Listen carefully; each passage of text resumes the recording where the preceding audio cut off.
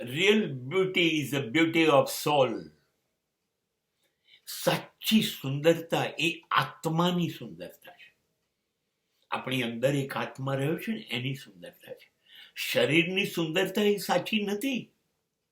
પહેલી તો વાત એ કે હું જેને શરીર કહું છું એ મારું છે નહીં, એ તો મારા પિતા અને માતા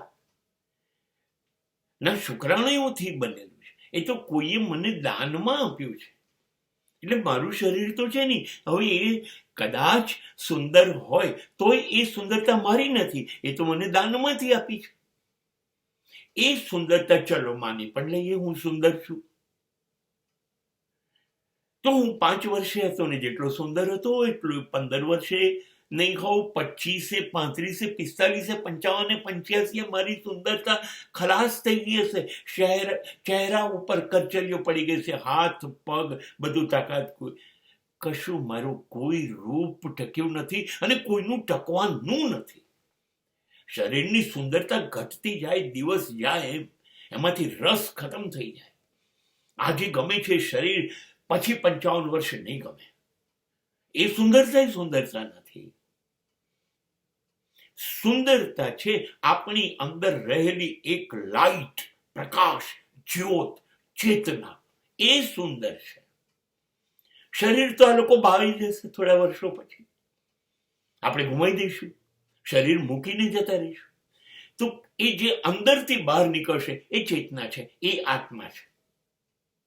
એ બહુ સુંદર છે, કેમ કે એ પરમાત્મામાંથી છૂટો પડ્યો છે.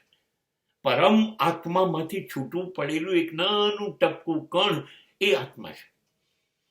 તો પરમાત્મામાંથી જે છૂટું પડે એ તો અત્યંત સુંદર હોય, માટે મારો આત્મા બહુ સુંદર છે. અને એની સુંદરતા કાયમ હોય, કેમ કે પરમાત્મામાંથી જ છૂટું પડ્યું છે. સોનામાંથી જે નાનો કણ છૂટો પડે ને એ પણ સોનું જ હોય. તો મારો પરમાત્મા કેવો છે? ન્યાયી, નીતિવાન, પ્રમાણિક. મારો પરમાત્મા ધાર્મિક, મારો પરમાત્મા સત્ય, કાયદા સાથે. તો આ બધા ગુણ પરમાત્માના જે છે એ સરળતા છે, નિર્દોષતા છે, સહજતા છે, ઉદારતા છે, એ બધું મારામાં આવવાનું જ છે. કેમ કે મારો આત્મા છૂટો તો ત્યાંથી પડ્યો હતો. એટલે મારો આત્મા ઈશ્વરના બધા ગુણથી સજ્જ છે અને માટે મારો આત્મા સુંદર છે. બસ આ આત્માની સુંદરતા ટકાઈ રાખવાની છે, કેમ કે એ પરમાત્માની બક્ષિસ છે. અને ઈશ્વરના આશીર્વાદ વેડફી કેવી રીતે રખાય?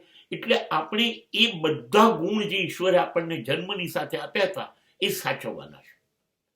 એટલે માણસ તરીકે શરીર મળ્યું છે, આત્મા નહીં. આત્મા તો પરમાત્માએ આપી. તો હવે આ શરીરની મદદથી આપણે એવું જીવવું છે કે આત્માની સુંદરતા ઘટે નહીં. બસ.